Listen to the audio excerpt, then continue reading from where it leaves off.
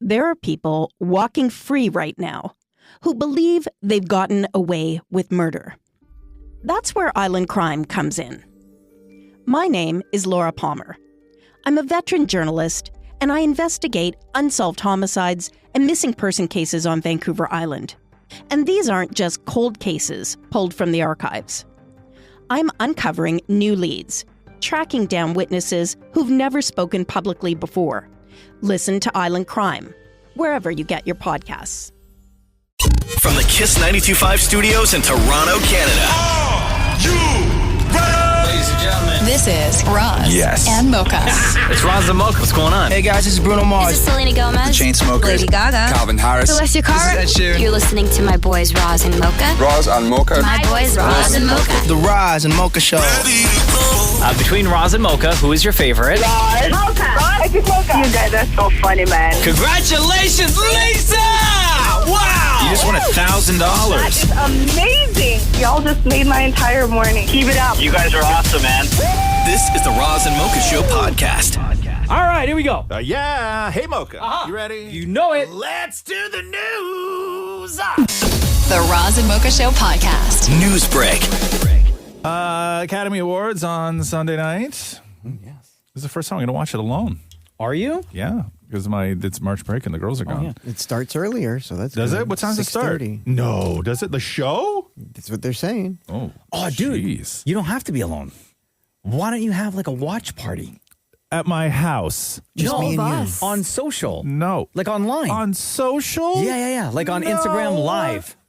Oh, bro. You don't Why know me at not? all. Instagram Live, baby. You don't know me at all. Or why don't you, Skype don't exist no more. Do you know how boring that would be? How about like a Teams invite? I'm going to go on Teams. Yeah. Or send the link to who? Yeah, all your followers. You or know on, me when on I'm Zoom. I can on never Zoom. get Teams to work at home. It doesn't how work about at my Zoom? house. Zoom. I don't know how to set up a link. It's easy. I'll set one up for you. I don't want you to do that. No, Okay. anyway. The Roz Weston Oscars watch party? Anyway, no. So the gift bag situation, we all know this. Over the years, they've made a much bigger deal about the gift bag that some of the nominees, not all of the nominees, the important nominees get it, like the DiCaprios, the Chalamets, Michael B. Jordan, Kate Hudson, Emma Stone. They get the gift bag. Okay. The Oscars used to be the ones who sort of were in charge of the gift bag, but then they kind of looked at the whole situation and the backlash. This is just another way for rich to get richer, blah, blah, blah. So now it is a company called Distinctive Assets who puts together the gift bag. And they say that it is, quote, built around small businesses, minority-owned brands, female entrepreneurs, and companies that give back at a time when everyone can use a little more fun and frivolity. So here's what's in the $350,000 gift bag that some of the nominees will be getting. Okay. An exclusive Arctic villa getaway. That So doesn't relaxing. sound small business. A 10-day restorative reset in Sri Lanka. Okay. Something called Art Lipo, which I guess is liposuction. Facial rejuvenation procedures. A custom prenuptial agreement from a divorce attorney. Oh, my God. Wow. DiCaprio will take that one. A gold-plated cold storage cryptocurrency wallet. And a high-potency cannabis products. Oh, perfect. So They anyway. get all of this? Yeah, some of them do. Some of them do. Jacob Elordi's going to get one. Oh, for sure. But you can't take the cannabis products on the trip. What's that? You can't take all the cannabis products on the free trip they're giving you. Well, I don't think you're either supposed to take the divorce attorney or the liposuction doctor on the trip with you either. Some of the things in the gift bag stay at home. Yeah. All those things are to be treated separately, Mark. The Roz and Mocha Show podcast. NHL last night, Jets lost to the Rangers. Edmonton lost to Dallas 7-2. Canucks actually picked up a win 4-3 in a shootout. Leafs snapped their 8-game losing streak. The Leafs hadn't won since before the Olympics. They beat the Ducks 6-4. But even when they win, they lose. Austin Matthews went knee on knee with Gudas on the Ducks, and it was a brutal hit. He got 5 minutes and then kicked out of the game for it. And then the Leafs sat around and nobody did anything. And here is Morgan Riley on the fact that nobody stuck up for him. Yeah, I didn't have a good a view of it just because the puck was going the other way, but it's on me for not responding earlier to Gudas being there. Obviously, It's a dirty hit. I didn't understand how bad he got him in the moment, but I take full responsibility for not being the first one in there or being in there quicker to respond. That's facts, bro. Yeah. And Bam Adebayo, who got 83 points the other night, broke Kobe Bryant's 81-point-in-one-game record from all those years ago. And the backlash is crazy against this. A lot of people talking about how it was unethical because they were just up so much in the game that they should have sat him.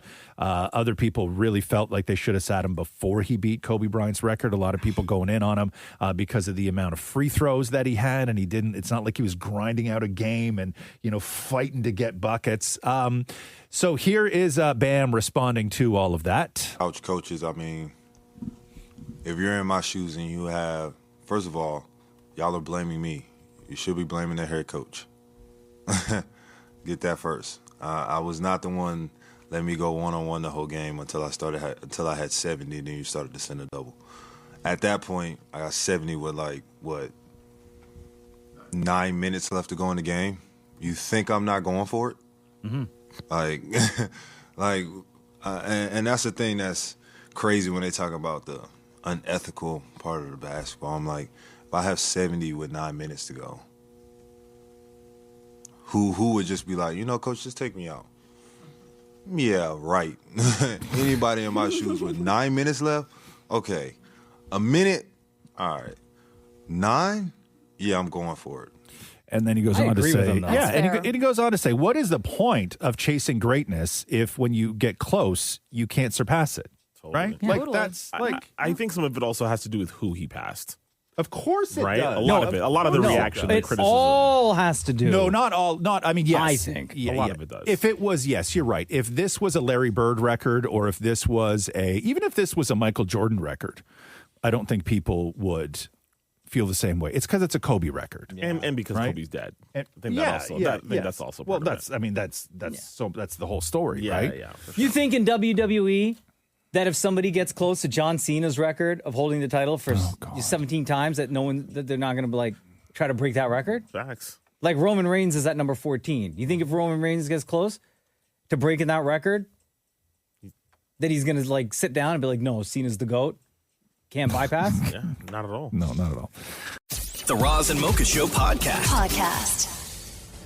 I don't watch Euphoria. I watched a couple episodes from season 1 way back when. I didn't really enjoy the show. But from what I understand, the music in the show plays a huge part in the show. It's very operatic. And the composer's a guy named Labyrinth.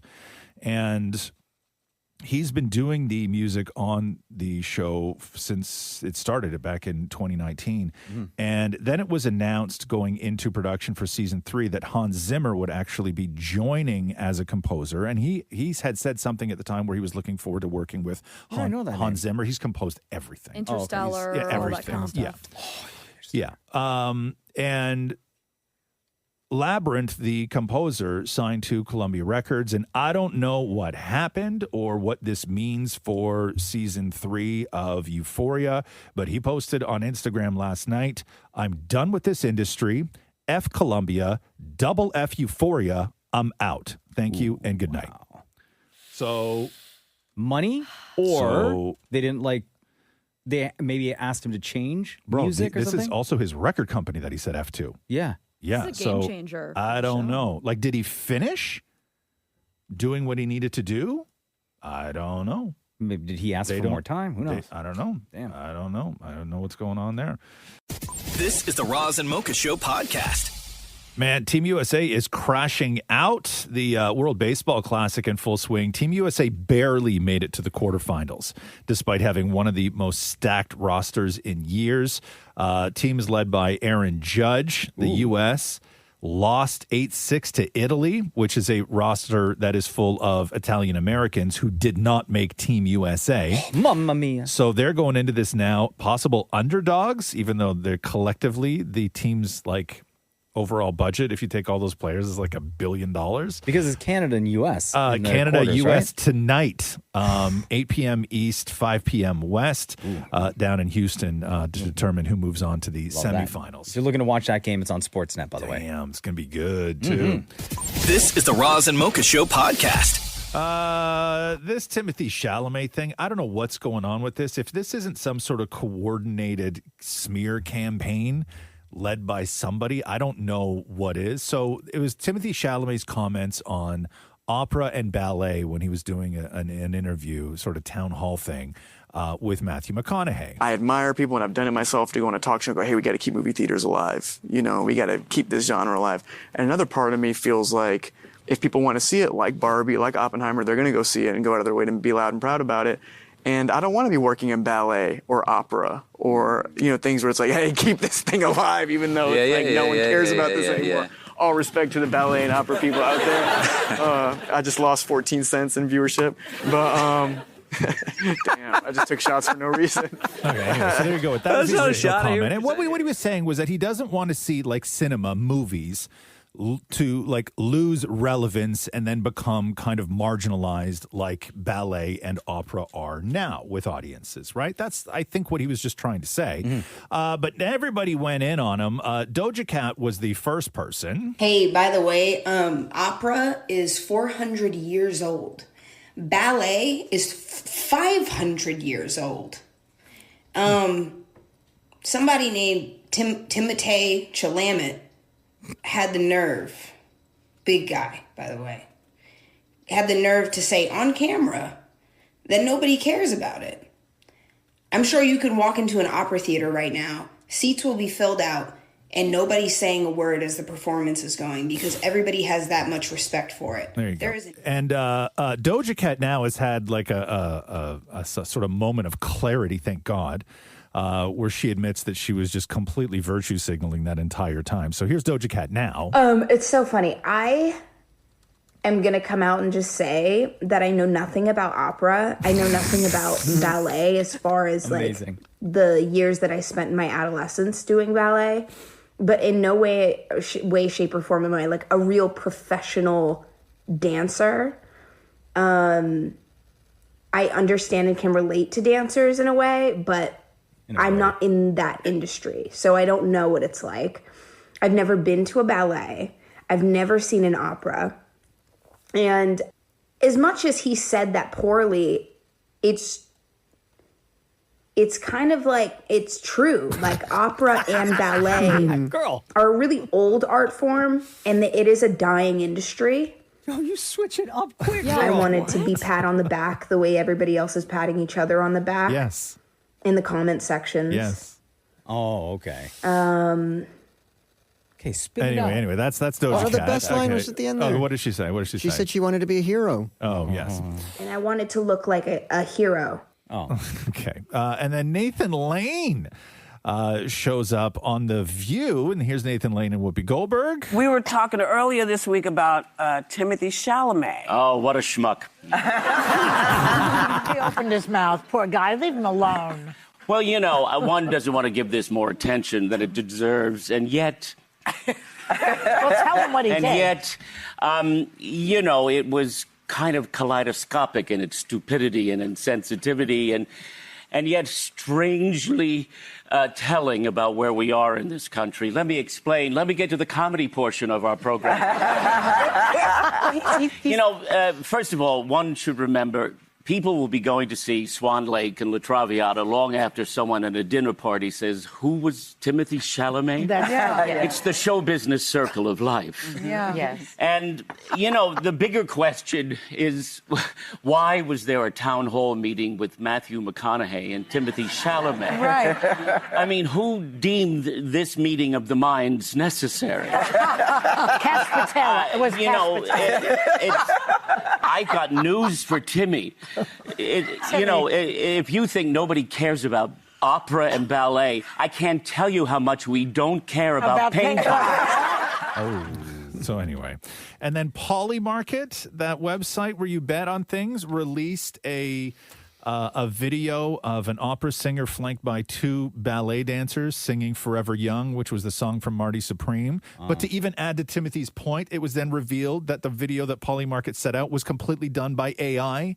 They didn't even have a real opera singer or ballet dancers. Damn, man. Jamie Lee Curtis got in on this, saying, my daughter's a dancer. And she goes on to say, I'm sorry that that this is now going to be a part of Timothy's legacy. I'm sure he regrets the comment because you can't throw those art forms under the bus. You can't do it. They're too important. You know this is going to be the focus on Sunday's Oscar. 1,000%. It better not be. Oh, you know that Timmy's going to be up on stage doing some sort of ballet. And Misty Copeland is going to be there too. She's a huge think, ballerina. No, there's no way Timothy Chalamet. He's too much of a baller, that guy, right? No, guaranteed he's going to be a skit. The Roz and Mocha Show podcast. So Harry Styles, I want to play this. It's Harry Styles covering Everybody Wants to Rule the World on the BBC Live Lounge. Welcome to your life. Do you know the song? There's no turning back. Oh yeah, I know the song. Even while we sleep.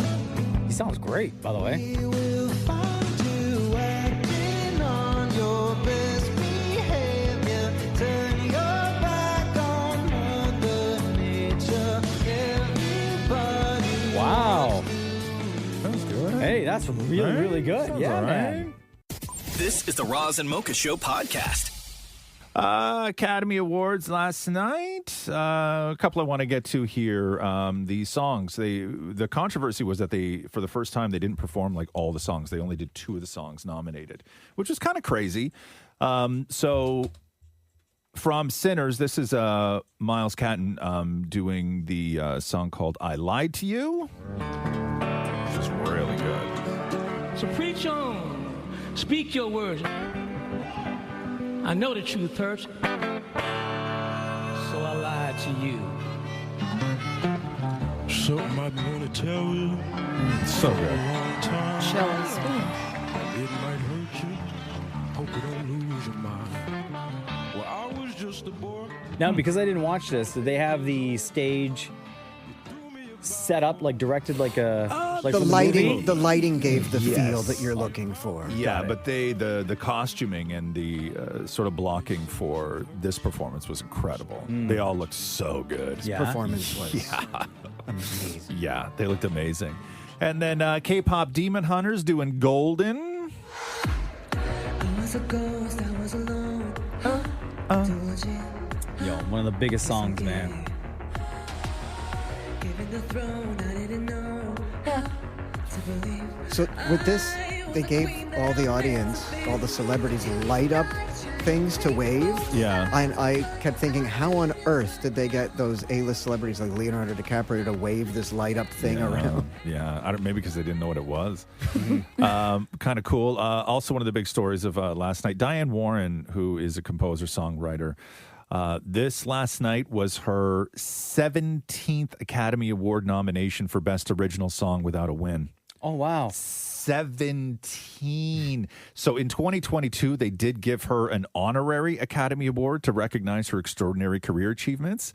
The woman is 0-17 in that category. Oh, the honorary, is it still like an Oscar? It is, but it's an Okay. honorary Oscar. Yeah. It's not for one of her songs. Like, it's for all her songs, and they just keep nominating the woman. Yeah. Right? Like, that isn't, I don't know if anybody else has a stat in any awards category. Like, So that award, it was like them saying like, yo, we see you, girl. yeah. But it's like some people, have lost in like the writing category and then an acting category. Like, this is one single category.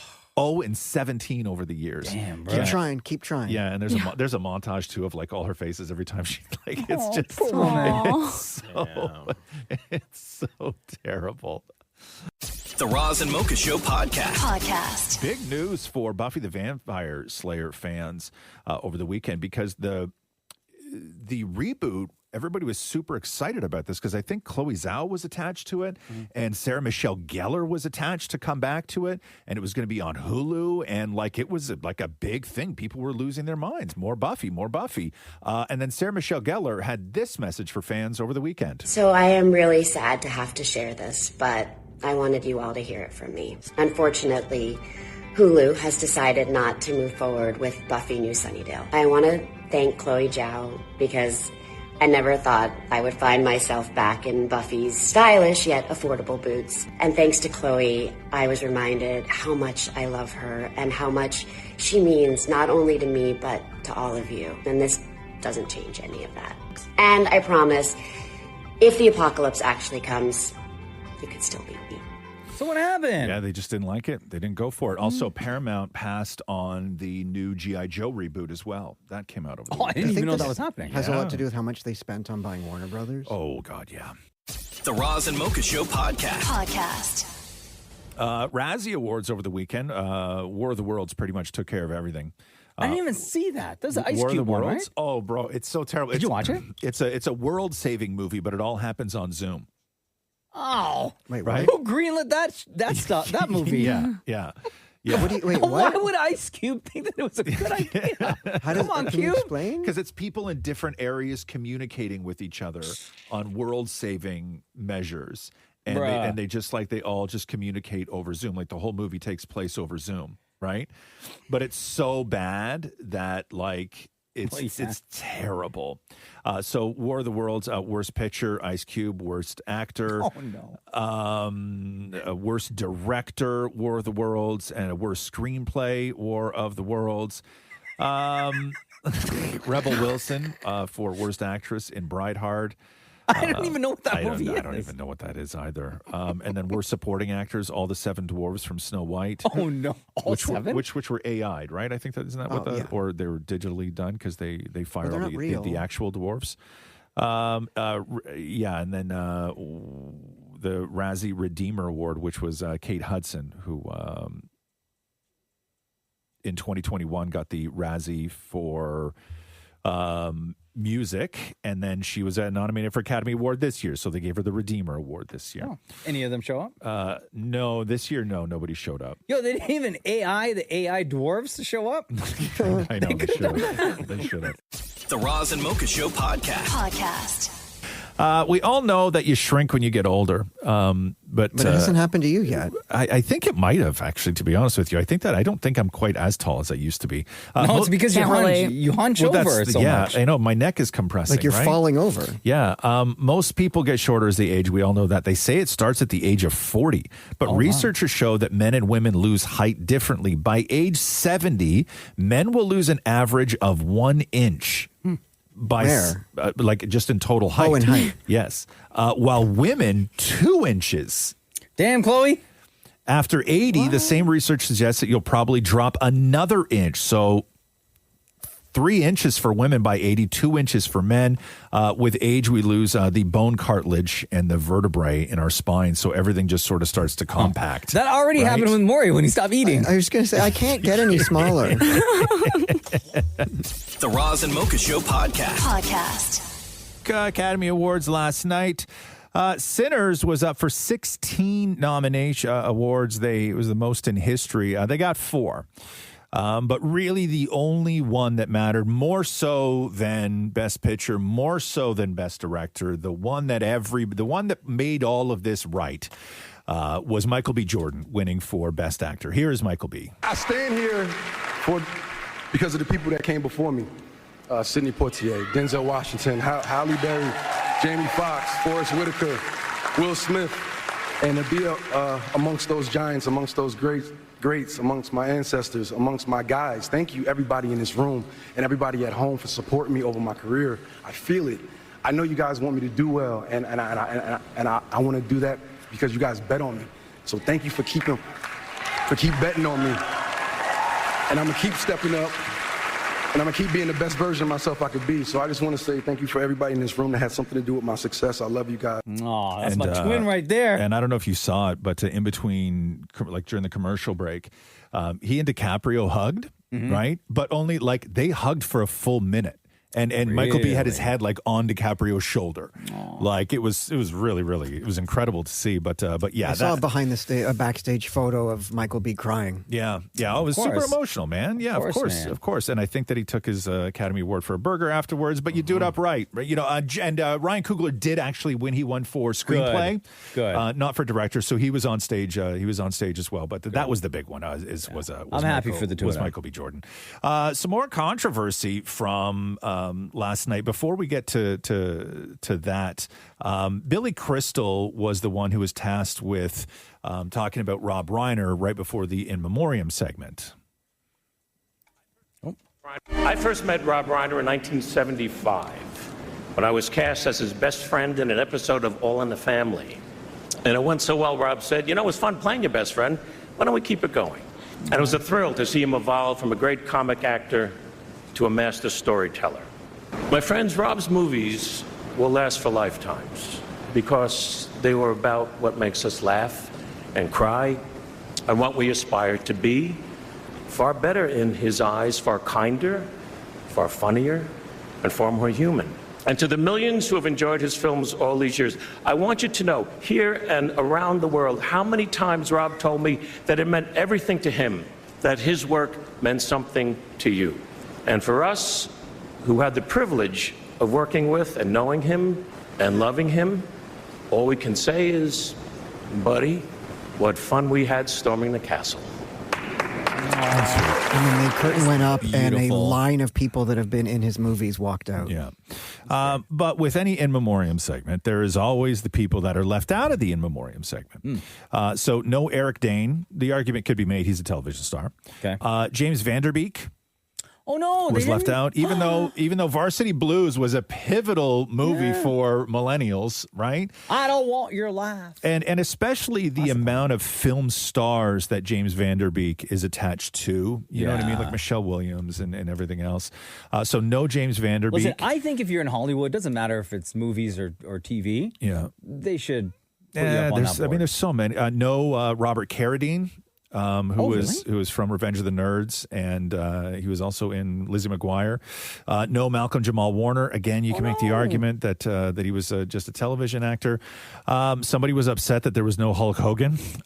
You cannot memorialize Hulk Hogan on a night when Sinners has 16 Academy Award nominations. And then everybody was all up in arms about Bridget Bardot because they didn't acknowledge Bridget Bardot, who passed at the age of 91 back in December. But Bridget Bardot, I don't know if there's people that were upset about that. Remember the amount of fury surrounding her racist comments that she made. She was actually, because they have laws in France against this, and she was convicted and fined multiple times by French courts between 97 and 2022 for inciting racial hatred due to her comments. So if anybody's wondering why the legendary Bridget Bardot was left off that list, it's because of that. Is she the one? Did Madonna give her a shout out in that Vogue song? No. No. Is Bridget Bardot? Yeah, didn't Greta she? Garbo, Emma Rowe, DJ Greta Kent Garbo. Marju. Garbo, that's who you're thinking of, not Bardot. But Chapel Roan did a thing when Bridget Bardot died, being like, oh my God. And then everybody's like, yo, she's racist. And she was like, oh my God, I didn't know. So it's like, yeah. Yo, we all make mistakes. But also Conan O'Brien accused of making, I guess, a racist joke when he was introducing Kumail Nanjiani. Here's that. Our next award is a man who has the body of a Marvel Comics hero and the voice of a Marvel Comics collector. Oscar nominee, Kumail Nanjiani. It hurts because it's true. I got no warning that was going to happen.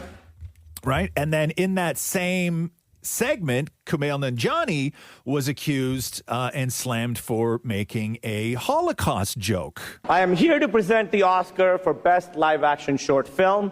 And I'll say it, I think many full-length movies would work just as well, if not better, as short films.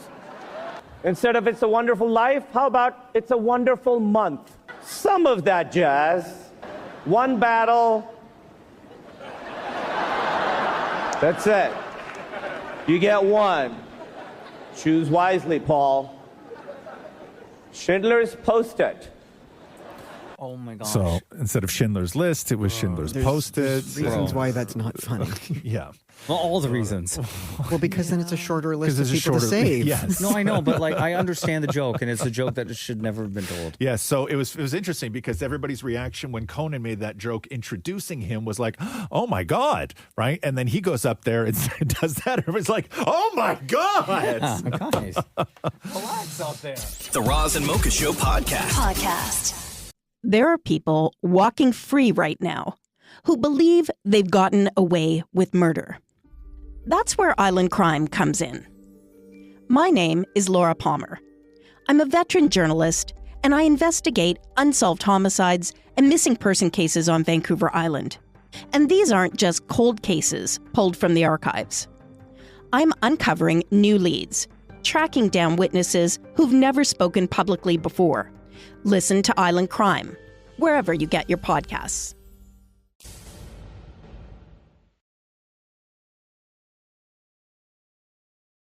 Marty Supreme came away with nothing last night in the Academy Awards. I think they were up for like 5, maybe, and no wins whatsoever.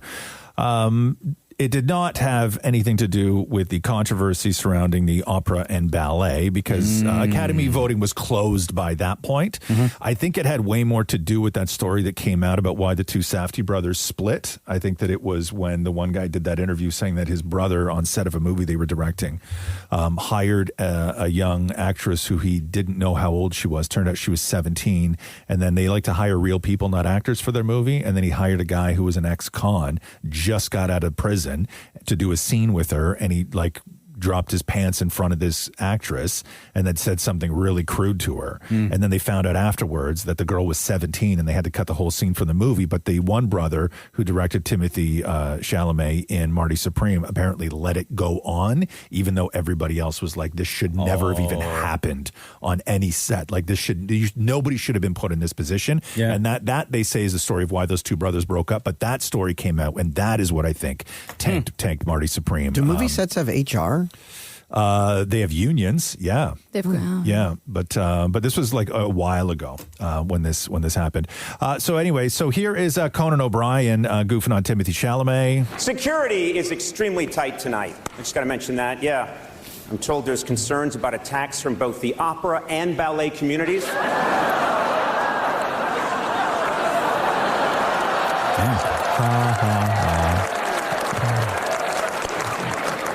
They're just mad you left out jazz. I didn't look impressed. And and somebody else on stage got it twisted because somebody else on stage took a shot at Timothée Chalamet, and he said that something along the lines of that theater and ballet are still very much alive. Like, Timothée Chalamet didn't say theater. Right? He said opera and ballet. Yeah. Like, he didn't say theater. That's everyone's coming for him. That's a whole different thing.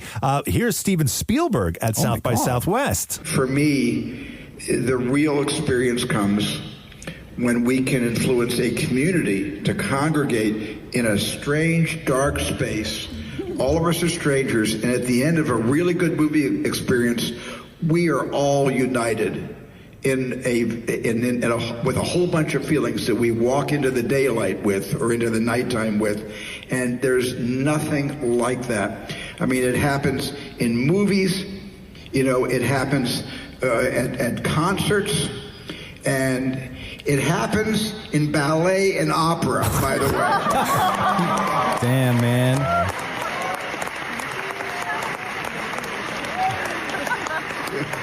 And we want to keep that alive.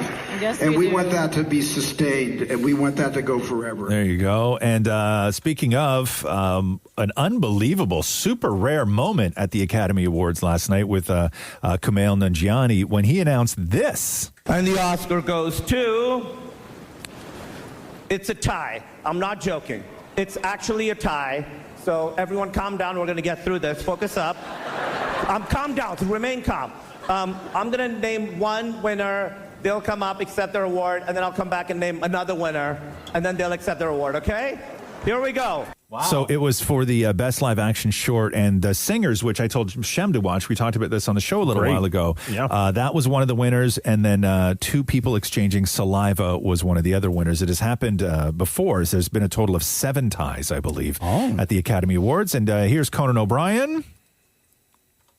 I just want to say congratulations to both winners. You just ruined 22 million Oscar pools.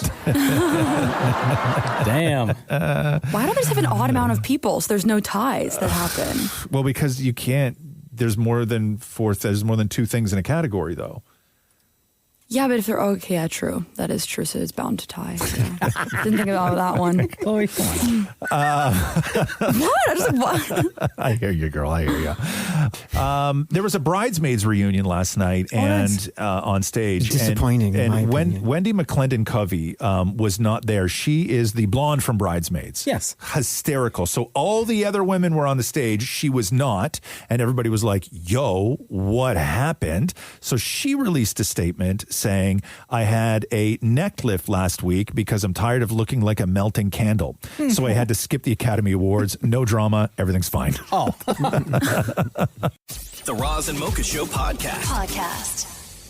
Hudson Williams on the red carpet ahead of the Academy Awards, talking about what fans can expect from Heated Rivalry Season 2. Can you tell us anything about Heated Rivalry Season 2?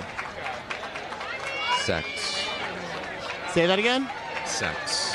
Oh. So sex. Oh, That's all he said. Everyone met him except me. And then Hudson Williams talking about, because I guess he just like released or debuted, what do they call it? Hard launch, is that what they call it? Hard launch. With his girlfriend on IG, and how has that changed things with the fans? After your big post on February 14th, how have your DMs changed?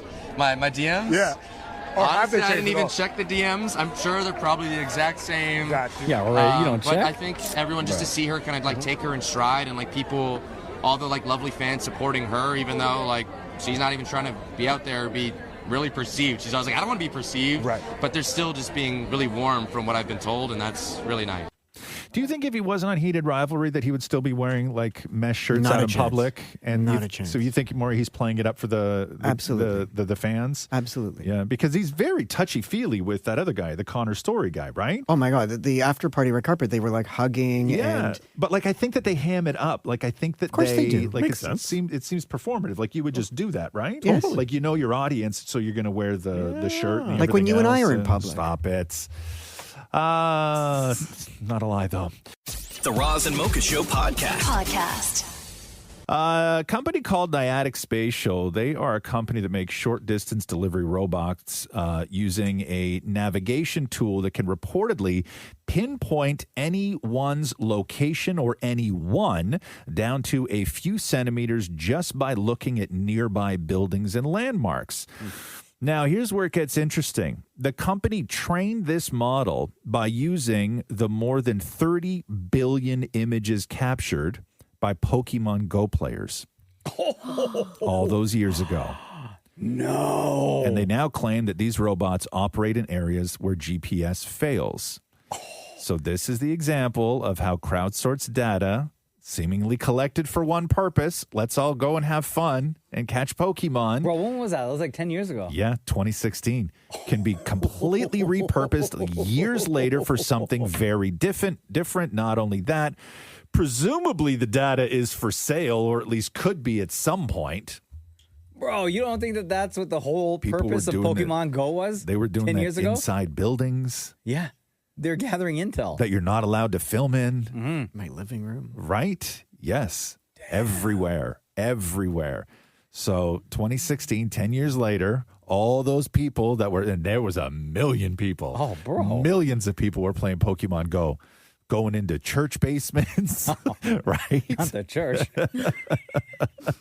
But yeah, banks, Wow. right? Like all the places you're not normally allowed to film, but everybody let it go because you were just catching Pokemon. Yeah. And now all those years later, Gotta catch 'em all. That data has now reinvented this company's operation so they can outperform GPS, but to pick a location to the centimeter. Bro, I'm sure Obama's kids were even doing it in the White House. I'm sure. Yeah. Actually, no, because at that time they used Blackberries. Oh, yeah. I don't think Obama loved his BlackBerry. Yeah, huh? he had to because it was the most secure phone. Uh-huh. He wasn't allowed to use an iPhone. Uh-huh. It wasn't years later until it was a big deal when the people inside the Oval Office were told that they no longer had to use Blackberries because the whole world was on iPhone. Uh-huh. And then you would still see Obama with like the keypad Blackberry, right? Yeah. Because it was secure. They couldn't secure iPhones the same way they could secure the Blackberry. Such a good phone, man. The Blackberry? Oh, I miss those days. I know. I still use mine as an alarm. Yeah, the Blackberry was just so good. It was They so had good. the keypad, right? Yeah, and then I was one of the last two. I was just like, I'm not getting rid of my keypad, and then I realized I was so wrong. So wrong. I was like one of the last people on Instagram of all the people I knew because I refused to give up. Really? Yeah, because Oh, wow. because even then when I did get rid of the iPhone or the BlackBerry, I got an Android. Was my first phone. I didn't go right to iPhone. Oh, I didn't went know to. I had that. an LG phone. I had no idea. Yeah, and Instagram wasn't on Android yet. It was only on iPhone. So I was like, "What are you looking at?" They're like, "Oh, it's this thing called Instagram." And I was like, "Oh, it looks cool." No, you could have. It looks cool. I had Instagram on my BlackBerry. Anyway, not at that time, Maura. I couldn't get it on my LG. The Roz and Mocha Show podcast. Dammit Morey was down at Fan Day for the Raptors, which is a chance to fans to hang out, play some games, meet some players. It's all about the fans, and RJ Barrett knows that more than most. Do you have some special fan moments that'll always stick with you? I mean, to fans, seeing you and meeting you is a once-in-a-lifetime opportunity. Those must stick into your heart. Well, I mean, a kid just cried right now when I signed his jersey. So, things like that is, like, cool just to see, kind of the impact. We're out here, we're working hard every day. So, even for us to be able to see how much this really means to everybody is a great feeling. When you were a fan, you said that you got to meet some people and stuff. Do you still have some of those trinkets, any autographs from when you were a kid? My dad used to work in here, so he used to, like, take me around a lot. So it was cool. Like, I remember going all the way back to, like, Chris Bosh. Like, I went upstairs and I got to see Chris Bosh work out one time and DeMar DeRozan. They were going back at night to shoot. So, yeah, little core memories. What's more important to you, winning the championship or spending time with fans? How about we get both? Yeah, probably both. Yeah, he didn't want to say it, but like it's winning the championship. Come on, man. Yeah. I'd never seen another fan ever. Right? No, see it in the parade and then sayonara. Right? Like, come on. This is the Roz and Mocha Show podcast. So when does Devil Wears Prada 2 open? May. And she was not in the first one, although it's completely about her. But I guess the big question is, does she appear in the second one? You've embraced the film in such a way that you're having fun with it. Yes. Could you tell me about that, embracing the film? Well, obviously, 20 years later, one has a different perspective, and I've become very close to Meryl and close to Anne, and, I admire so much their work, and Emily and Stanley, all the people in it are extraordinary, so I haven't seen it yet. I'm really looking forward to seeing it. Have they asked you to be in it? Did they? That's for you to find out. Oh, that's a yes. She'll be in it. Yeah, She'll be like in the hallway and they walk by her. Totally. Right? They already they poked at it at the Oscars. Yeah. When they presented together. That's true. Yeah. Yeah, I think it'll just be like she'll shoot her a look and then she'll shoot her a look, or they'll just like stare down on the opposite sides of a fashion show or something like that, right? Yeah. The Roz and Mocha Show podcast. Lisa Rinna from Desperate Housewives. She's one of those. Real Housewives. Real Housewives. She was also something else. She was an actor in Days of Our Lives. Days of Our Lives. That's what it was. Traitors. Melrose Place. She showed up. That's what it was. Melrose Place. Thank you. She showed up at the Elton John AIDS Foundation Annual Academy Awards viewing party on Sunday night. And she collaborated on her dress with a designer named Christian Cowan, but also the hair company Tresemme. And I don't know if you've seen her dress, but her dress that she wore on the red carpet, and she looked fantastic in it, by the way, was actually made from 11 pounds of human hair. Oh, stop it. What's her name? Lisa Rinna, Rinna. I'm looking at a dress. It was 11 pounds of human hair. Okay, this is gross, bro. Yeah, but she looks dynamite, though. Yeah, but why would you wear somebody's hair? I mean, I assume they washed and conditioned and did what they did to degrossify it. Yes. You'd never know that was hair. Right? They did a great job. But yeah, it's all hair. And it's not, and just so in case you're wondering, it's very sleek the way they did it. It almost looks like leather as opposed to. No, it looks like hair, guys. It's disgusting. As opposed to fur, right? Like, it's not. No, it looks like hair. The bottom looks like hair. No, because it is hair, Chloe. Ugh. It's all hair. That's disgusting. Come on, help me out here, Shemfire. She is? Great. Yes. The dress, bro. Now, do you think when you wash that dress, like you use shampoo and conditioner? Or do you think there's some sort of treatment on it where you got to dry clean it only now? A leave-in condition. Right? Yeah. Does it get dandruff? No. Split ends. Yeah. I wonder if you got to like you use like mousse or like hairspray to keep it in place. That's what I'm wondering. Like, there's like, do you use actual paste? products, or like, I'm sure there's some sort of like fashion products or art products that you would have to use because it's very sleek looking. But anyway, 11 pounds. First of all, that's a very heavy dress. Right, you 11 know how pounds. much bottles of Head and Shoulders you got to use to go through them things? That's so gross. This is the Roz and Mocha Show podcast. I want to play you this clip is Kristen Cabot, who was the woman in the Coldplay video. Remember when it was like the CEO and the head of HR got busted in the he had his arms wrapped around her and they got caught on like the kiss cam at the Coldplay concert, and then she ducked down and he walked away and everybody was like, Bro, oh my can you God. imagine that was like we're almost at a year. Yeah, and it was like, oh my God, that they're obviously having an affair, and then it came out he was married and she was married, and it was this whole thing.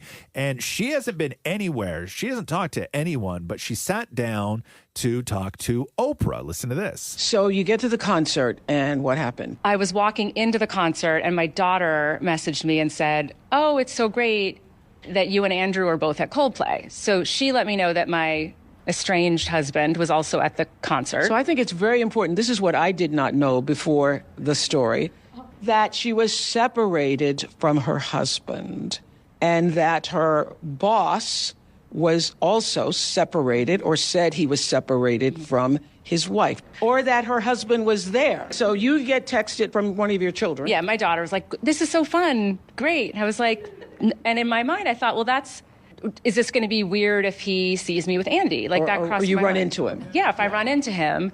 But then I was like, I'm in Gillette Stadium. There's 55,000 people here. I'm probably not going to run into him. It's, he knows how closely Andy and I work together. He knows we got lunches and got drinks. It was fine. He knows the nature of my work and the way I've shared desks with the CEOs I've worked with. Like, it's just a very close, and so it didn't matter. That's more than sharing a desk, though. Oh, yeah. Right? Sure. Yeah. Just a bit. That's sharing your cheeks. Yeah. Hey, yo. Right? Yeah. Facts. Yeah, but I guess they were both, or at least she was separated, but he, as Oprah said, at least claimed he was separated. I don't know. I haven't heard his interview yet. Yeah. But I think another part was just that he was the CEO of the company and she was the head of HR, which is a bad look for employees. So bad. Yeah. Right? Like, that's just a terrible look for your staff. Mocha, didn't you? Oh, sorry. Yeah, that's right. Well, yeah, but Mocha's not the boss, though, right? Because Mocha's wife, Jenna, was our HR rep when she worked here. That's how they met, Wait. right? Oh. Yeah. This is in the docuseries, Chloe. Come on. But Mocha wasn't married to somebody else. No, he was not. No, and neither was she. Just married to the streets. That's it. Yeah. Oh, God. That happened in record time, by the way. The Roz and Mocha Show podcast. Zendaya on with doing the late night talk show rounds, talking to, is it Kimmel? Is that who she's talking to? So two things I want to get to. One, the new Spider-Man, because I know, Mocha, you're very excited for this. I think we're getting the trailer this week, guys. And then two, we'll get to the stories that she and Tom Holland are secretly married. But first, here is Zendaya talking about what she knows and what she can say she knows. Have you seen Spider-Man? I don't mean the guy, I mean the movie. I've seen a little something. You have? I have. Have you seen literally a little something or the whole something? A good amount of something. A good amount of something. Come on. And I feel very good. you feel very good about it. Okay. And that comes out in July? Yes. Yes. Come on. You saw the whole movie, girl. I mean, honestly, it's been like it's such a huge part of our story, obviously, and we grew up making those films, and it's such a privilege to be able to do them. And I know Tom cares so much about the role and doing it justice. He's the best Spider-Man ever. Yes, there's no question I'm about it. biased, but yes. And How many villains are in the film? And he's really done a great job. You know, I can't say that. You can't say that. Do you vomit in the movie? A little? You know, I can't say that. You just have to wait and see. Well, according to Reddit, I think there are two villains in the movie. What, according to Reddit, who are the villains? I think Grey Hulk, and then I can't remember who the other guy is. Grey Hulk? What is a Grey Hulk? There's a Hulk, but he's gray. Oh. I think he's from space. Oh, is it a different guy? It's a different Hulk. Oh. Yeah. But does he turn into like a regular man? Or no, he's just always Hulk? Is it a disease? No. I don't know. No? Okay. And then you don't know the other one? I don't know the other Okay. The big question, though, is has the the wedding already happened between Zendaya and Tom Holland? I'm sure you know the internet has gone berserk with stories about that you might actually be married to Tom. I haven't Yes. seen any of To the point where, and this is one of those things that I don't really understand. Yeah. People make these AI wedding photos that look very realistic Yes. of you guys together. It's, yeah. Married. And many people have been fooled by them. Yeah. Well, I was like just out and about in real life, and people were like, "Oh my God, your wedding photos are gorgeous," and I was like, "Babe, they're AI. They're That's not real. so crazy. They're not real." Was anyone in your life fooled by them? In your Yes. real life? Yes, many people. And mad that they weren't invited? Yeah. Yeah. Oh, okay. They're totally married. Of course they're married. Yeah. You can't fool us, Zendaya. The Roz and Mocha Show podcast. After 3 decades, 3 journalists writing for Reuters, Simon Gardner, James Pearson, and Blake Morrison, claimed that they have now proven beyond dispute the real identity of Banksy, the artist. Really? Which is also the same guy that the Daily Mail said it was back in 2008. So the final clue, I don't know whether you're freaking out about this, damn it, Maury, I know you're a huge Banksy fan. The final clue was taken from a 2019 memoir from Banksy's former manager, who had posted a photo from the year 2000. So a long time ago, this is when Banksy first started stenciling, right? Of an aborted piece of work. So it was something he had started and then couldn't finish, and it was a billboard in New York he was defacing. He was changing a billboard, right? Okay. And he couldn't finish it because he was arrested. And so these guys went and found that arrest record. And so in 2008, the Daily Mail thought that it was this guy named Robert Gunningham. And when they found the arrest record from the year 2000 in New York City, it was actually a confession written by the guy who they arrested, which was written and signed by a guy named Robin Gunningham.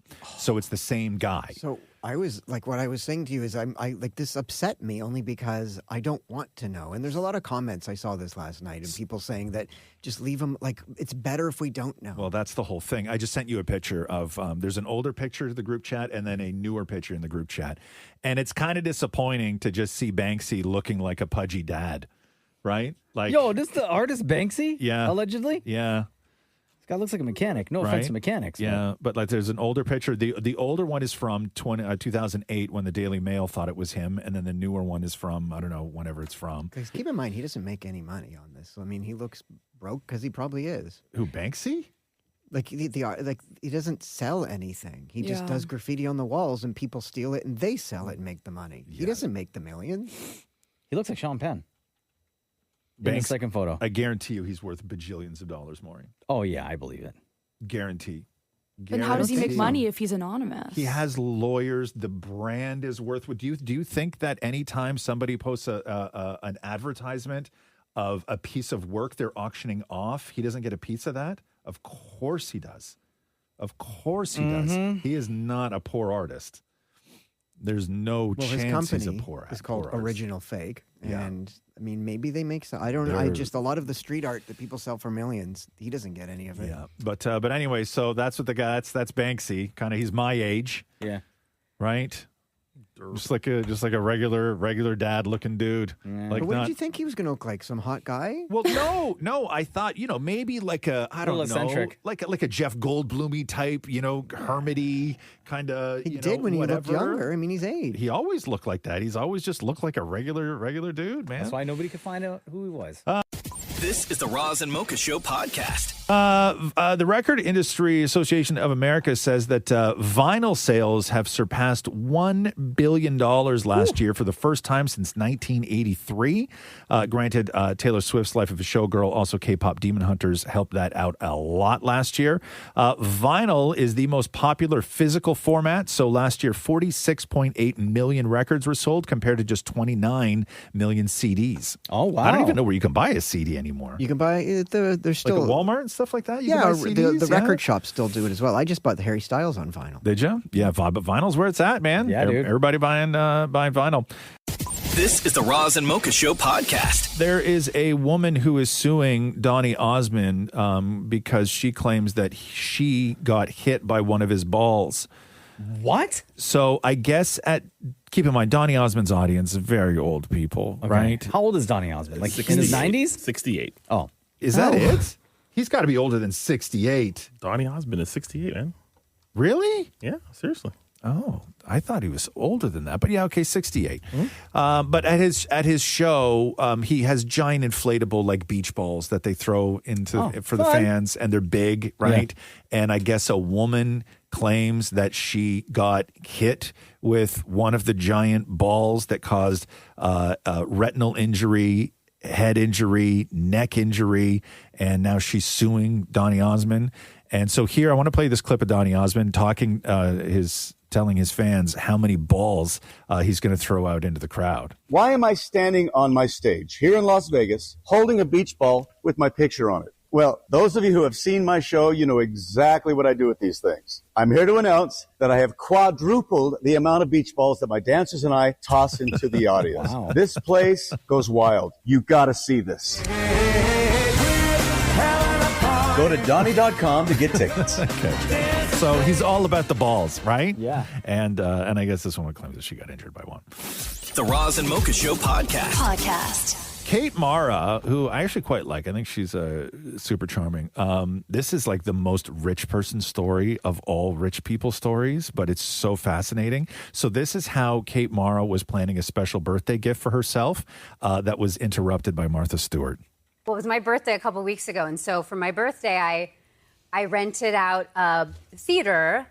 I invited maybe 5 friends to watch Wuthering Heights with me. And on the day of my birthday, So this is like a small local movie theater? Okay, very, gotcha. very small. Okay. Oh, so normal. And I got an email from the theater saying, "Oh my gosh, we're so embarrassed. We have a new employee." And they got a call from Martha Stewart's assistant saying, Martha would love to rent out the theater tonight to watch Wuthering Heights. And the new employee didn't know the rules. And so they said, oh, no, sorry, Kate Mara's rented it out. and then so they said, you might get a call from Martha. And I thought, well, that's nice. She might wish me a happy birthday. Like, why? Yeah. What's the problem? And then my mother actually got an email from Martha because they're friendly. Yep.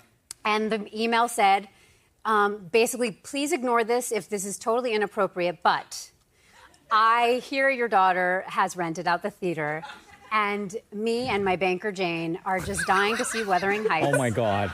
Can we crash her birthday party? We'll sit in the back row, is what she said.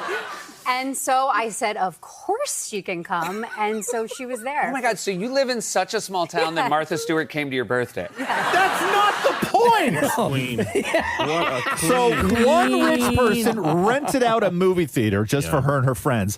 Another rich person wanted to rent out the movie theater for her and her banker to go and see this, to go on the same night. And then they had to combine it. First of all, how rich do you have to be where you're socializing with your banker? I don't know. Tell us, Roz. Shut up. Rich millionaire. The Roz and Mocha Show podcast. A term that I used to have to use all the time, and I always felt weird doing it then, and I feel weird doing it now when I was at ET Canada, which is breaking baby news. Oh. It's such a weird term. They would always be like, yo, breaking baby news. And I'm like, it doesn't sound right. It sounds crude to me. Breaking baby news? Yeah. Why would it be Just, crude? I guess, I don't know. Like, why don't we change it and be like, guess who had a baby? Carly Rae Jepsen. Hey! Her first kid with her husband. His name is Cole MGN. He's a musician. Is he? That's his name, MGN? Okay. So Cole MGN. Carly Rae, 40 years old. Didn't know that. Looks dynamite. Posted on Instagram, mirror selfie holding a kid, saying the last 2 weeks have been the best of my life. Welcome to the world, little one. So there you go, Carly. She should redo "Call Me Maybe" as like a baby song for the kid, like like "Burp Me Maybe." Yeah, she could do that. She would do. Actually, I think she would crush a kid's album. To be honest.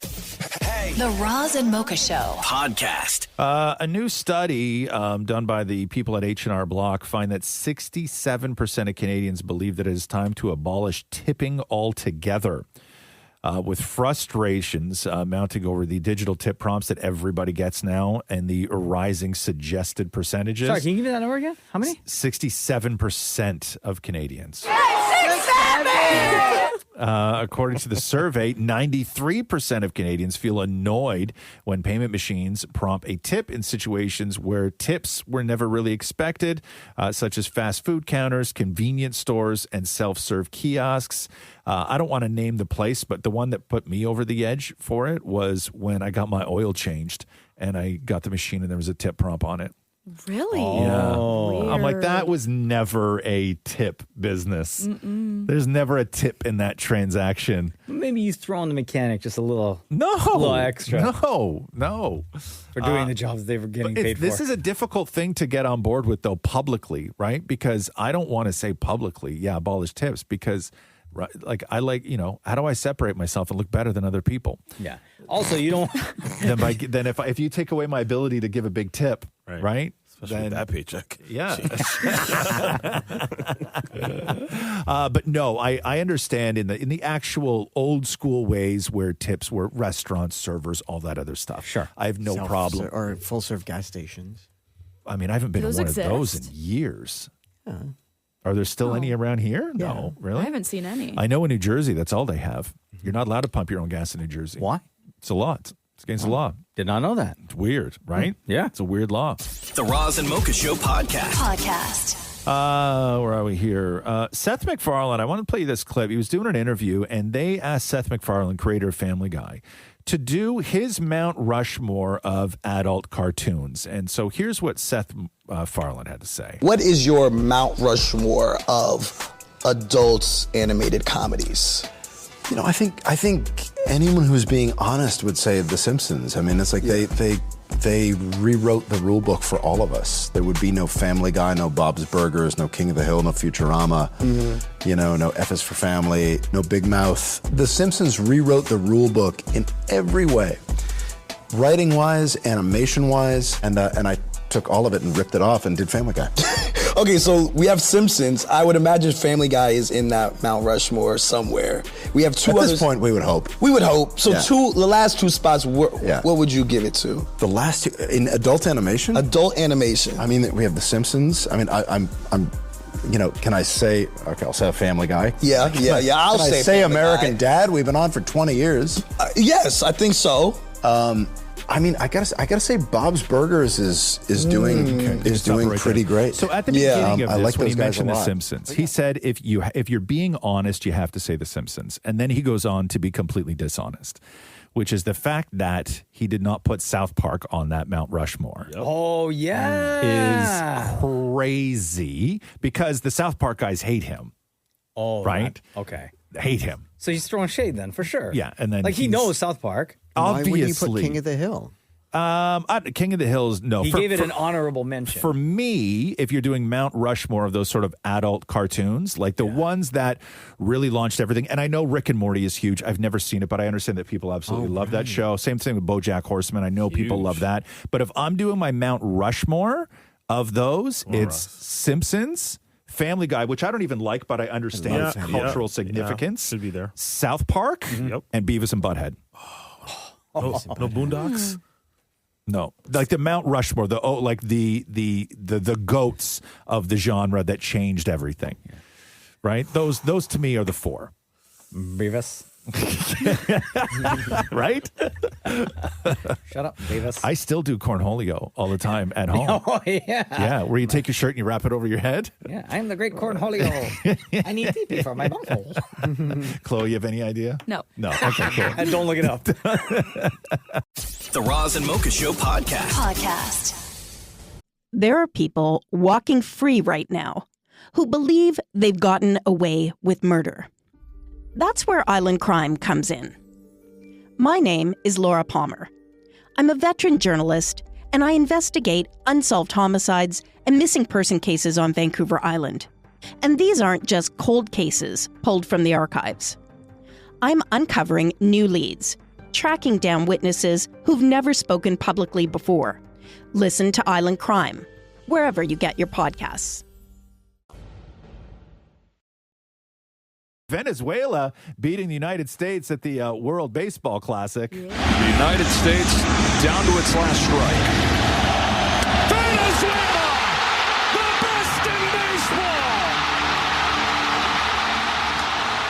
The USA lose. The Roz and Mocha Show podcast. America now has more gym space than actual store space. Huh? So according to the Wall Street Journal, retail landlords leased more space last year to service-oriented tenants like gyms and spas than they did for stores selling things. Oh, wow. So it's the first time that that's ever happened. The most common types of service are wellness and fitness centers, including gym, spas, yoga studios. But again, all of these things do take up much more space, right? Yeah. Like if you're going to open a gym, you need like way more. And also a lot of gyms are like a floor in an office building where you wouldn't normally see retail. Yeah. Like you would normally see a store up there. And also on that list are places for IV hydration and vitamin infusions. Okay. I haven't done one of those yet. No, Catherine brought me to one of those places one time. Oh, to and? go and get some sort of drip. Yeah. I did that. Yeah. How'd you feel? Nothing. I Oh, heard you it's didn't? good for hangovers. No, it's fine. Gave I me don't a lot of know. energy. Yeah, I didn't get anything out of it. Oh. What did they give you? Do you know? I have no idea. Some Oh. sort of, I don't know. They were just like, hey, go here. And I was like, okay.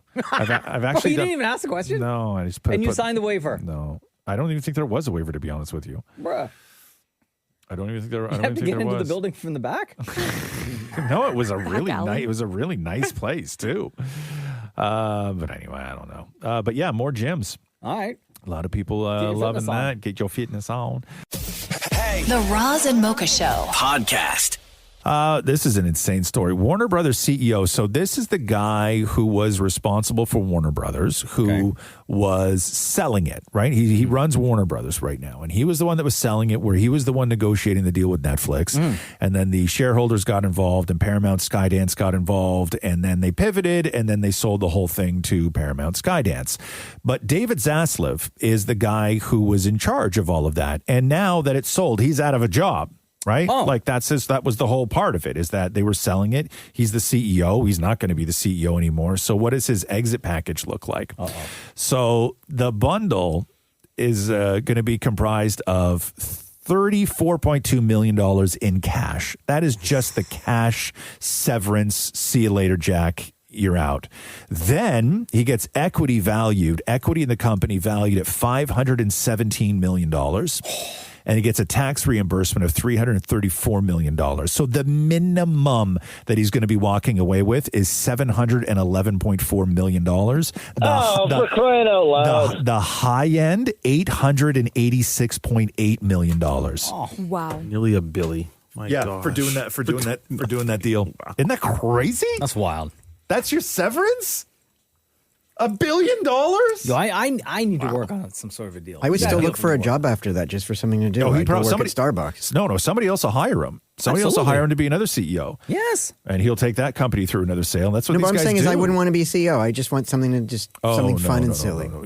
This is a money making machine here. Yeah. You're not going to turn down the next offer No, from this guy's whoever. prepping for his future. Oh yeah, like His legacy. more billions. Yeah. You know, because you make, you got that kind of equity, and you start thinking about buying a sports team. Of course. Right? Yeah, I'm Like, thinking opening an know? ice cream shop. Yeah. You could buy ice cream, like all of it. Yeah. Like a tub? No, like all of it. All of the tubs. All of the tubs. that exist in the world. Yeah. You could buy No, this guy, for sure, all you're the ice right cream. when it comes to teams, right? Like NBA is looking to expand in Vegas and Seattle, Yeah. right? So if this guy wanted to partner up with them, pony up some cash, right? That's what what's his name did down in Texas, right? Before the Mark Cuban. The Roz and Mocha Show podcast. The Oscar ratings are out. The 98th Annual Academy Awards hit Oh, can I guess? Sure. Are they up from last year? No. It never goes up. what she said. 17.9 million viewers, down 9% from last year and the lowest since 2022. No surprise when you spend all your time talking about ballet and opera. Oh, wow. Damn. However, it is still like it's no longer a television show. It's something people follow along and pay attention to and chat about on social because their social impressions number was up 42% from last year with 184 million impressions. So that's a lot. Why maybe moving it to YouTube's a smart idea. Yeah, exactly. And of course, Timothy Chalamet, who got brutalized during the ceremony. And this is so crazy to me when you think about it, right? Like everybody was goofing on him. They put a ballerina during the Sinners musical performance. They had a naked butt with the orchestra that they were playing butt bongos with paddles on it. And then you expect him to just like sit there and be cool with everything, right? And I'm looking at the Hollywood Reporter headline. The headline today is, "It's time for a Chalamet break." Like, when you create a fake controversy, then you can't then turn around and say, okay, we need a break from the controversy. Like, you guys are the ones that started it. Like, Also, it's insane. If anything, they're amping it up because that new Dune trailer dropped yesterday. Yeah. So that he's in. they want a break, though. They want him. They're comparing him to, remember when everybody got sick of Anne Hathaway? Yeah. Right? Everybody's now comparing Timothy Chalamet to that. Although everybody's doing it, he's not doing it. I will say that Although yesterday he was walking into a building wearing a National Ballet hat. Sure. And also, but it's got too much, okay? Too much. People are now going through, they went to the New York Library and they found a performance of Timothy Chalamet in the ballet version of Romeo and Juliet when he was 6 years old. Aw. To be like, hey, what do you think about ballet now? Right? Like, the whole thing has gone too far. My man was 6. First of all, Timothy Chalamet, that business should be kissing his ass every single day. One, he puts asses in seats in movies that aren't Marvel, right? And two, he's a promotion machine. And they want actors. Actors have to promote their own movies now, right? Like, that. The amount of promo that he did and it does for every single one of his movies is crazy. They just don't like the way he promotes it. And I heard somebody break it down in a way that actually made sense, which is Timothy Chalamet, 1, from New York, 2, huge basketball fan. And he does his acceptance speech and his promo the same way athletes do. And they don't like it when actors talk that way, when they talk about their own greatness, when they talk about this. That's what basketball players do, right? Actors aren't supposed to do that, and that's what they're hating on him for, because he has a very NBA promo, I'm the best, I'm the greatest attitude, and they don't like that on him. You know what? I'm glad he's on this wave. So am I. Timothy Chalamet is a heel? Yeah. Bruh. Yeah. He's right. He definitely watches wrestling. He knows what he's doing. He's a huge wrestling fan. Is he? You're not trolling, No, are you? I'm not. He's a massive wrestling fan. Bro, yes. I need to sit down with Timothy Chalamet. The Roz and Mocha Show podcast. I got to play you this clip. With Mother's Day just around the corner, Nick Cannon has 5 baby mamas with 11 children. And the question always comes up, oh my God, what does he do on Mother's Day? Like, how do you make them all feel special, or is there a number one? Here's a clip of Brie Tiesi, who says she is, without question, the number one baby mama. Oh, okay, I'm going to say it. Nick has a lot of mamas. Yes. But Mother's Day, are you number one? Oh, wait, I'm always number one. I don't know what anyone else is doing. Oh. How do you know? I mean, I know. All I know is that I got what I wanted and what makes me feel good, and that's all that matters. You know what I mean? I think that giving anyone else that kind of attention or clocking that or paying attention to anyone else is too much power. So all I know is that as long as my needs are met, I'm number one. I'm happy. Yo, you ask any one of his baby mamas, they're all going to say number one. I was gonna ask you that. You think that they all think that they're Of number course one? they do. They have to. Yeah. They're not going to go out in public and say, well, I know Bree said she's number one, and she's right. Maybe I'm number 2 or 3. No, every single one of them is going to say number one. Do you know the effort that it must take to get 4 women who you've sired children with, 4 or 5 women to all think that they're number one? Do you know the amount of work and money that Nick Cannon? It's a skill for sure. Jesus, that's a job. Like, you need staff for that. You definitely put in work. It's true. The Roz and Mocha Show podcast. This is going to crush souls across the country, man. With the first day of spring being tomorrow, Vancouver is looking at recording their first snow-free winter in 43 years. Holy Really? Yo, big up Vancouver. And then I'm like, okay, yeah, but there's always a chance, right? Well, today's going to be 12 degrees. So no chance. No chance. What they classify as a snowfall is 1 centimeter snow. They've had like a couple of light flurries here and there, but no accumulation whatsoever, and certainly not a full centimeter. It's also going to be Vancouver's second warmest on record. Average temp down at the airport, 6 degrees.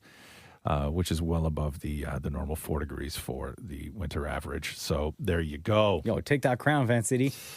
The Roz and Mocha Show podcast. In Ontario, Premier Doug Ford applauding a homeowner north of Toronto for shooting a guy that tried to break into his house with a gun. This is big news. If you haven't been following this story, if you didn't hear about the original story, so there was a guy who lived in a place outside Toronto, and then somebody broke into his house with a crossbow, allegedly, and then the homeowner went at the guy with the crossbow with a knife, allegedly, and then the guy with the knife, the homeowner, was the one charged. Mm-hmm. And that was this huge, giant thing because we don't have castle laws in this country and everything else. And then so this then happens, and at the time, Doug Ford was like, you should be allowed to do anything to any guy that breaks into your house. So this guy, and the video, cops released video of these guys breaking into this dude's house. Like one guy had a gun in his hand, like not even concealed. And then I guess the homeowner shot him. And it was a legal gun. It was properly stored, everything else. So here's Doug Ford. Congratulations. I'm glad you shot the guy. Teach us the rest of these robbers, and I encourage everyone out there that's a legal gun owner. Someone's going to come in and try to kill you and kill your family. Like, they need to rot in jail for the rest of their lives. Congratulations for shooting this guy. Should have shot him a couple more times as far as I'm concerned. Yo, Doug Ford coming through. Wow. Doug Ford. I love it. I love when Doug Ford shows up. Listen, that's I'm not. lot. It's a lot, but listen, It's a lot. I don't know. Am I wrong for saying I don't disagree with the guy? No, I mean, Congratulations for shooting this guy. Should have shot him a couple more times as far as I'm concerned. yeah. I mean, in this case, yes, the dudes who broke in were armed, but you know, the laws are that you have to use proportionate strength, meaning that I proportionately picked up the gun and pointed it at the right angle. Yeah, it's shot him in the leg, proportionate to his other leg. Congratulations. You know what I'm saying? The Roz and Mocha Show podcast. This is an incredible stat. How did nobody know this, or how did I not know this? Willie Nelson, country legend. You know Willie Nelson. Of course, smokes a lot of weed. Willie Nelson turns 93 years old next month. Oh, congratulations. Willie Nelson on May 29th is set to release a brand new album. Oh, good for him. At 93. It's his 156th album. That's got to be a record. Hold on a second. Excuse me? Wow. I bet you even the biggest Willie Nelson fan could not, top of the dome, name off every single album. That's not song, Roz? What's that? That's not what. It says Willie Nelson's 156th album is on the way. What? How is that possible? I don't know. It's called Dream Chaser. I know that. I guess because like back in the day, like maybe you were releasing like a couple that had 4 or 5 songs on it, or if I go, hold on. If I go to Apple Music right now, right? Yeah. Am I gonna find? But also, you have to like think that there's got to be like I'm sure they count like his best ofs in there. No, this is might be right, bro. I'm looking at his Wikipedia. This is pages long, bro. Yeah, it's 156 albums apparently, man. Oh my! He first dropped an album in 1962. Yeah. Dog. Yeah. Okay, I'm on Apple Music right now. Yeah, it's just pages and pages and pages. It's like I'm scrolling Instagram. Yeah. Okay. Like, I'm doom scrolling Willie Nelson albums right now. And really, the only thing anybody's looking for is On the Road Again, right?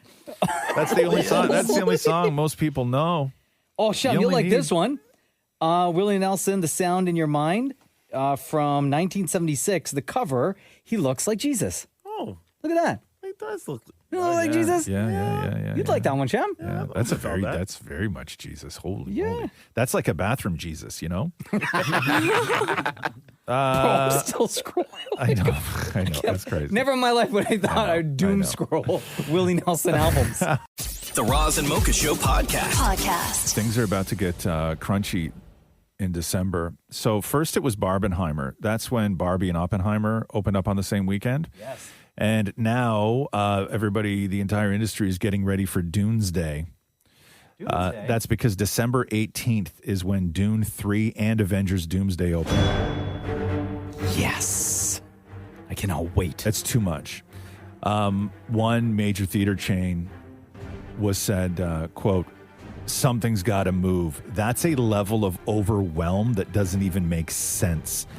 So will one of them flinch and move their day? Probably not. Movie theaters, y'all been begging for people to be back in the theaters. It's actually not good for theaters, though. It's not good for theaters. Because you get theaters that would put first opening day of Avengers Doomsday on 10 screens. Sure. And they would sell out that weekend. But now you got to split. And you're also splitting the audience. Because chances are, it's not like, see, the thing that made Barbenheimer work is that it was a completely different crowd. The people that were going to go to Oppenheimer were not necessarily the people going to Barbie. But the people going to Doomsday are a lot of the same people who are going to go to Dune 3. Not me. I can't. I'm Avengers all day, son. You're not going to see Dune? I'm going to put money right now. I'm going to put money right now that one of them moves. No. Yep. I think they should. Yeah, Who gets IMAX, though? That's the whole thing, right? Oh, let's make him look weak. Yeah. You're not. No one's backing down. All right. Okay. No one's backing down. I just don't think it makes a lot of sense. To me, that sounds like a clerical error. No, here's what I think. Yeah. Movie theaters, get your ass in gear. You got a few months to start building new theaters. The Roz and Mocha Show podcast. No Spice Girls reunion. So the 30th anniversary is coming up later this year, and everybody was hoping that they were going to get some sort of Spice Girls reunion. Definitely not now with everything that the Beckhams are going through with their kid. Yeah, no. But Mel C had said, we are communicating all the time. We want to do something, who knows when, but I still feel very optimistic, and I keep my fingers crossed that you will see the Spice Girls together at some point, but it's not looking like it's going to happen for the anniversary. The Roz and Mocha Show podcast. Ryan Gosling on the New Heights podcast promoting his new movie, Hail Mary, which that movie looks cool, by the way. I want to watch it. He was talking about Harrison Ford and just how different Harrison Ford is, like, from everybody else, like just how unusual of a guy he is, especially a guy that you got to work with. And I want to play two clips. One is the clip when they were shooting Blade Runner, where Harrison Ford had to punch Ryan Gosling in the face. I always say, like, never meet your heroes unless they're Harrison Ford. Yes. Yes. He's as cool as you want him to be. That's awesome. He punched me one time in a scene, and then when they brought me ice for my face, he took the ice away out of my hand, and he put his fist in it, and he said, "I forgive you." Okay. Yo, that's a boss move. Big up Harrison Ford. Okay, and then Ryan tells this story from Indiana Jones. He's just, dude. When I think it's Raiders. You know when he's riding and his hat kept coming off. Yeah. When he's riding the horse, he stapled it to his head. Just this guy's insane. To his scalp. They were trying to tape it, and he said, "Forget it. Give me a stapler." No. And he stapled it to his head. Is this like a well-known thing about Harrison Ford, that he's just a lunatic? He's not like us. He's one of those aliens among us, man. He's that guy. Wow. Big up Harrison Ford. And he smokes a lot of weed too, Harrison Ford, by the way. Does he really? Oh, God, yeah. Are you watching the latest season of Shrinking? No, I didn't. I stopped watching Shrinking midway through episode 1, season 1. Bro, if his character is going through, like, he's got Parkinson's this season, and things are, anyway, I don't want to give away too much if you haven't seen it. It's good. It's getting sad. Like, if they do where I think the story's going to Harrison Ford, I may actually cry. The Roz and Mocha Show podcast. The Hannah Montana 20-year anniversary special is coming up. Here's Miley in a little clip from that. We have so many shared memories. We actually grew up together. I hear heels and they're not mine. What Disney boy did you have the biggest crush on at the time? Get the tea kettle.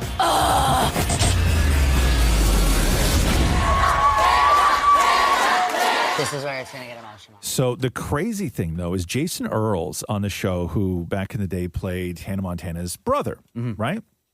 And we were so used to any 90210 fans or anything. Like when you and I grew up, it was always much older people playing much younger characters on TV. It's less so now, but it was very prevalent then.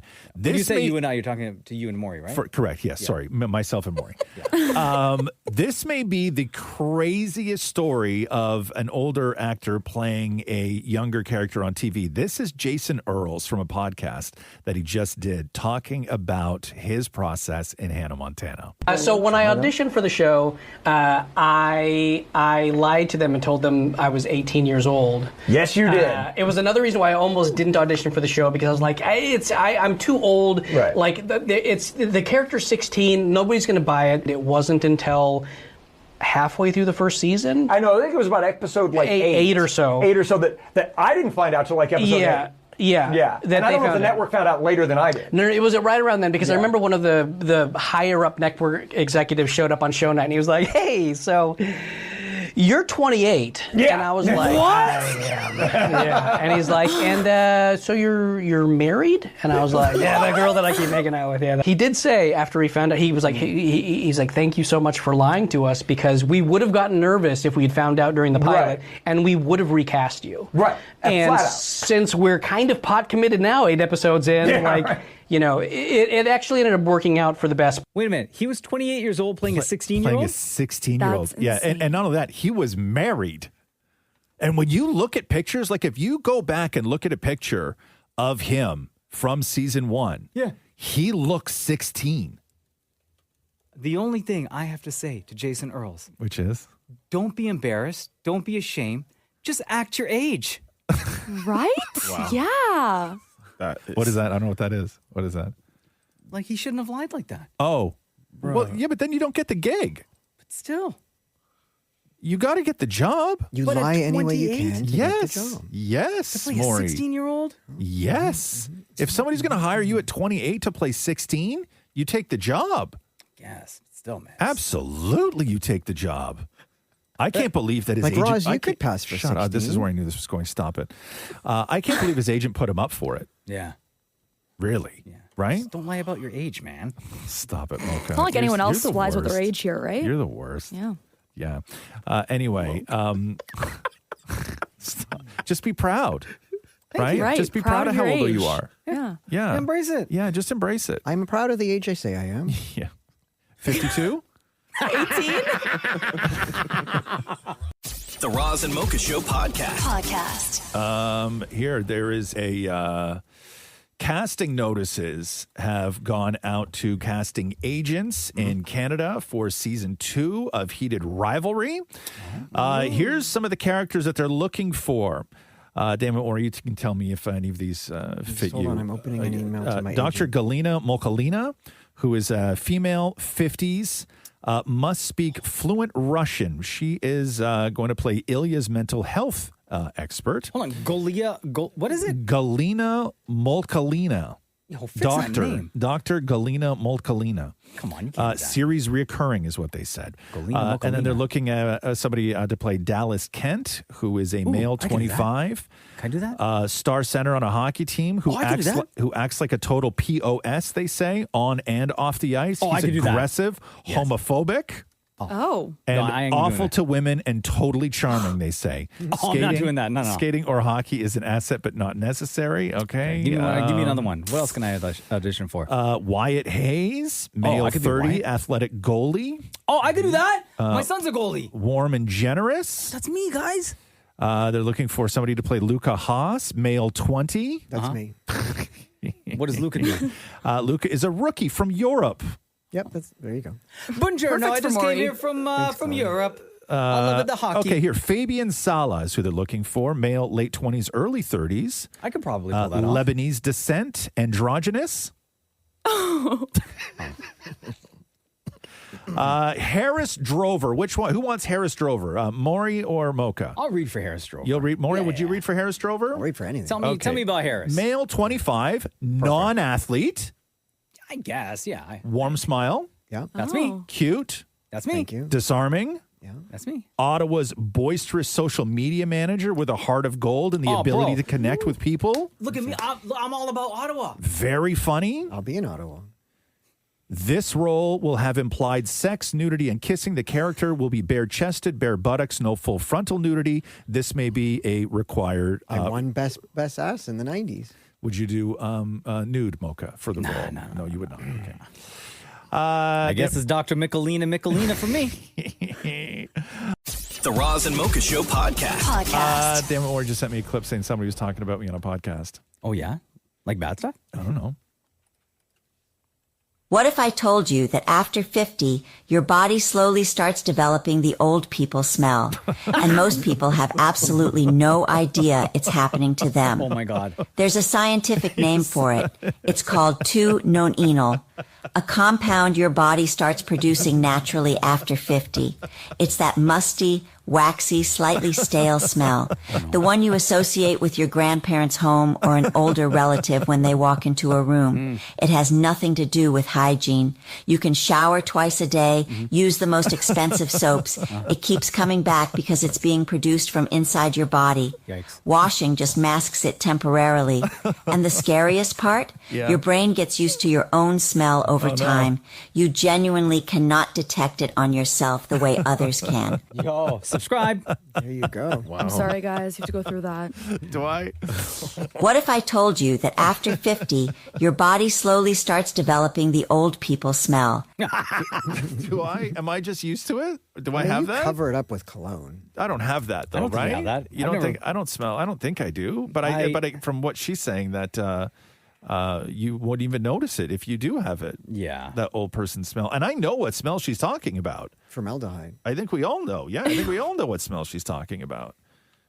It is, I don't know what the name of it was. The Your scientific- body slowly starts developing the old people smell. Come